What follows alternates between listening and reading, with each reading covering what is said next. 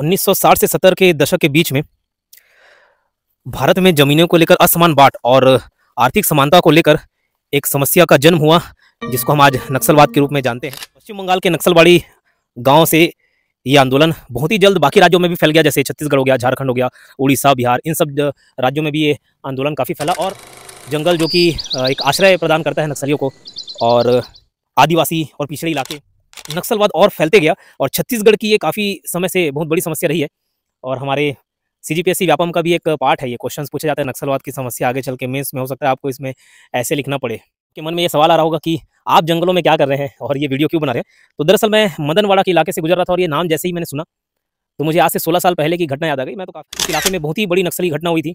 2009 की ये बात है, जिसमें एसपी विनोद चौबे जी शहीद हो गए थे, और आईपीएस रैंक के अधिकारी थे वो। 2 पुलिस कर्मी उसमें शहीद हो गए, और ये खबर जैसे ही उस समय तत्कालिक आईजी को जानकारी मिली, मुकेश गुप्ता जी थे, तो उन्होंने एसपी विनोद चौबे जी को आदेश दिया कि आप जाके देखिए। लेकिन जैसे ही विनोद चौबे जी को लगा कि अब वो एम्बुश में फंस गए हैं, तब उन्होंने वापस स्टेशन पर इन्फॉर्म किया कि भैया मत भेजिए। लेकिन उस समय काफ़ी देर हो चुका था, तो जो 12 पुलिसकर्मी बाइक पे आ रहे थे वो भी शहीद हो गए, अपनी गाड़ी में थे। पहले उनके ड्राइवर को गोली लगी, फिर वो खुद गाड़ी चलाते हुए निकले। लेकिन लगभग 200 से 300 नक्सली ऐसे आजू बाजू पूरा एम्बुश लगा के बैठे।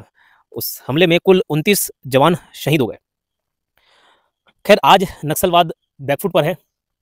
ये समस्या के बारे में जानना जरूरी है, हमारे सिलेबस का हिस्सा है, इसलिए मैंने सोचा एक लेटर जारी किया, जिसमें 1 महीने के युद्ध विराम की वो बात कर रहे थे, और अब उनकी तरफ से ये कहना है कि अब हम सरेंडर कर सकते हैं, हम शांति वार्ता के लिए तैयार हैं, अपना हथियार छोड़ दें।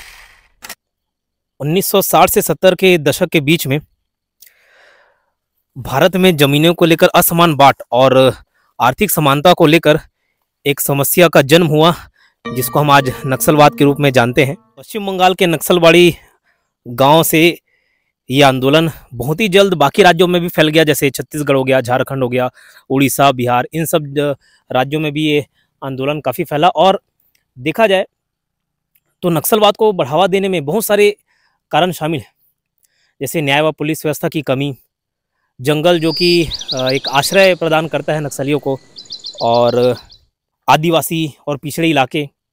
तो यहाँ से नक्सलवाद और फैलते गया, और छत्तीसगढ़ की ये काफ़ी समय से बहुत बड़ी समस्या रही है, और हमारे सीजीपीएससी व्यापम का भी एक पार्ट है। ये क्वेश्चंस पूछे जाते हैं नक्सलवाद की समस्या आगे चल के मेंस में, हो सकता है आपको इसमें ऐसे लिखना पड़े।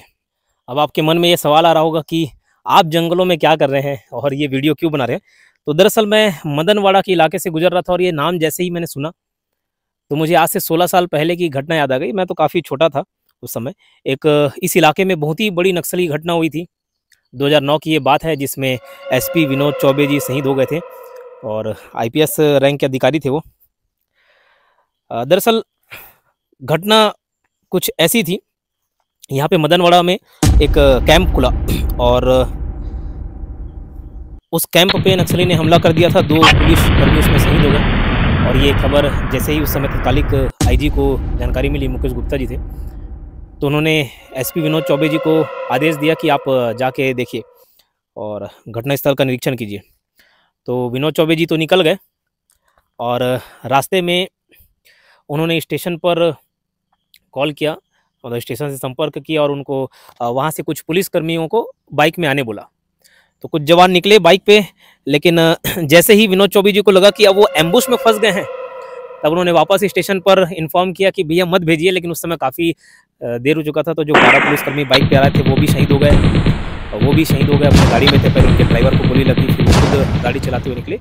लेकिन लगभग 200 से 300 नक्सली ऐसे आजू बाजू पूरा एम्बुश लगा के बैठे हुए थे, और उस हमले में कुल 29 जवान शहीद हो गए। खैर, आज नक्सलवाद बैकफुट पर है। ये समस्या के बारे में जानना ज़रूरी है, हमारे सिलेबस का हिस्सा है, इसलिए मैंने सोचा ये वीडियो बना दूं। अभी हाल फिलहाल में कुछ दिन पहले जो केंद्रीय प्रवक्ता हैं नक्सलियों के, अभय, उन्होंने एक लेटर जारी किया, जिसमें 1 महीने के युद्ध विराम की वो बात कर रहे थे, और अब उनकी तरफ से ये कहना है कि अब हम सरेंडर कर सकते हैं, हम शांति वार्ता के लिए तैयार हैं, अपना हथियार छोड़ देंगे। लेकिन उसमें भी फिर से एक तेलंगाना से एक और लेटर आया कि नहीं, ये उनके व्यक्तिगत विचार हैं, अभी हम सरेंडर करने के मूड में नहीं है।